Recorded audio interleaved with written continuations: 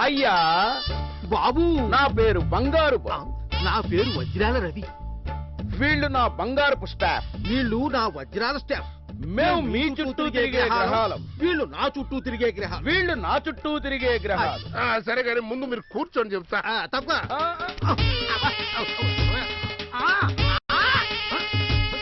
మీ seat ఇది, మా seat అది. అయ్యా ఎంతకి తమరు ఎందుకు వచ్చినట్టు?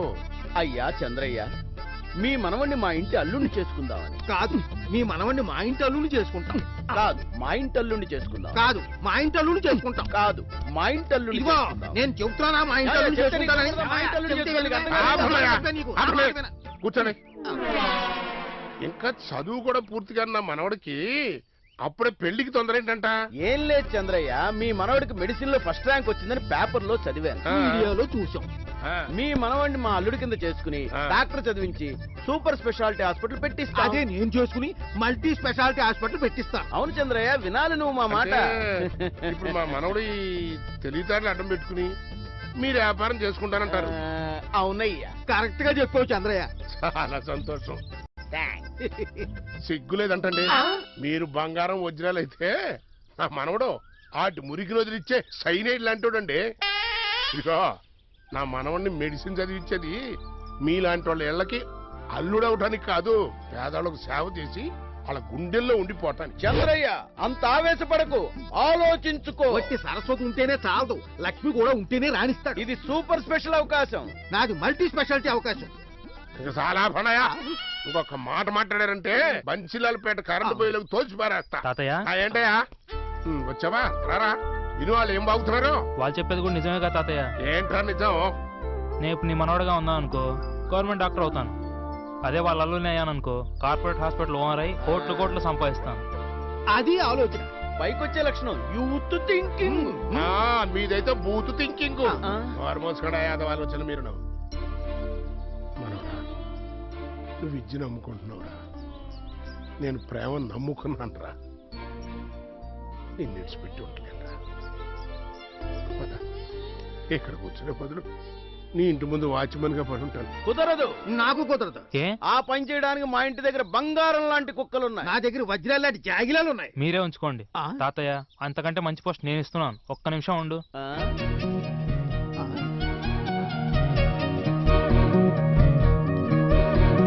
తాతయ్య, వీళ్ళకి బుద్ధి వచ్చేంత వరకు తరిమి తరిమి కొట్టు. అదే నీ పోస్ట్. ఇక చూడు, నడువులు ఎరగొడతావు ఒక్కొక్కళ్ళని.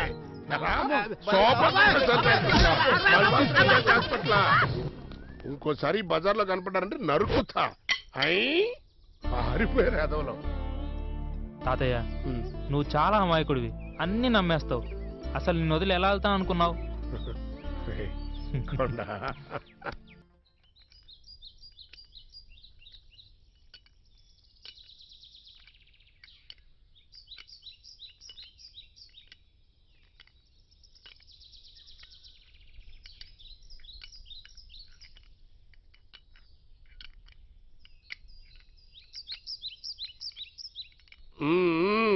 చేసిన ఎక్సర్సైజ్ చాలే, ఇది దాగు.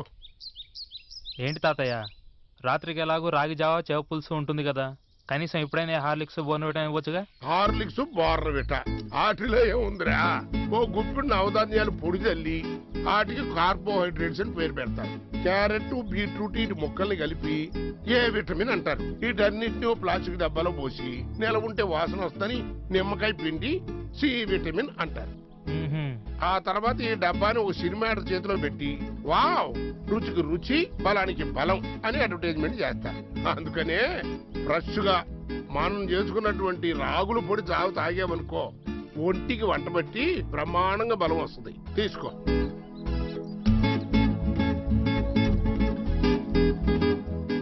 బాగున్నావు, కెమ్మారప్ టైర్ లాగా.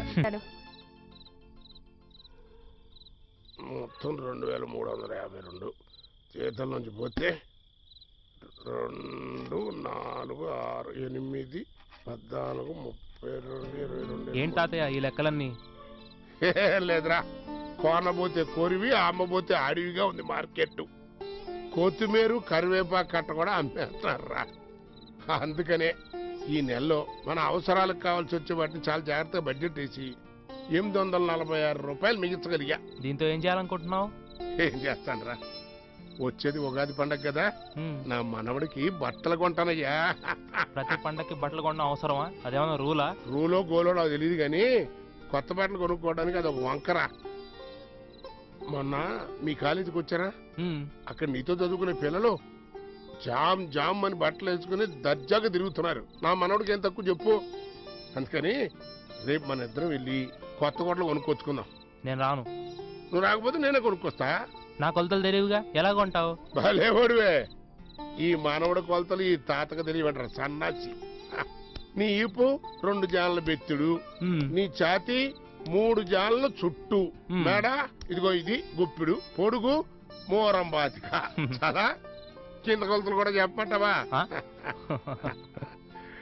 సరిగానే నీకోసం రాగి ముద్ద, నాటుకోడి పులుసు వండి పెట్టాను. జామ్మని వాసన రాట్లా. ఓ పట్టు పడదాం పద. పద.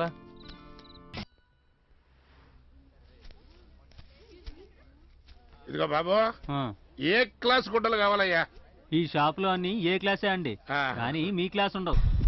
నేను అడిగింది నా కోసం కాదులేవయ్యా, నా మనవడి కోసం. మీ మనవడికా? నెంబర్ చెప్పండి అయితే. నెంబర్ ఏంటయ్యా? ఏలో ఖైదు లాగా. నెంబర్ అంటే ఈ నెంబర్ అండి, సైజు. సైజు సైజా? సైజ్ అంటే ఈ కుర్రోడు సైజు కాదు. ఇంకా మరి ఇక్కడ ఒక్క నిమిషం ఉండు.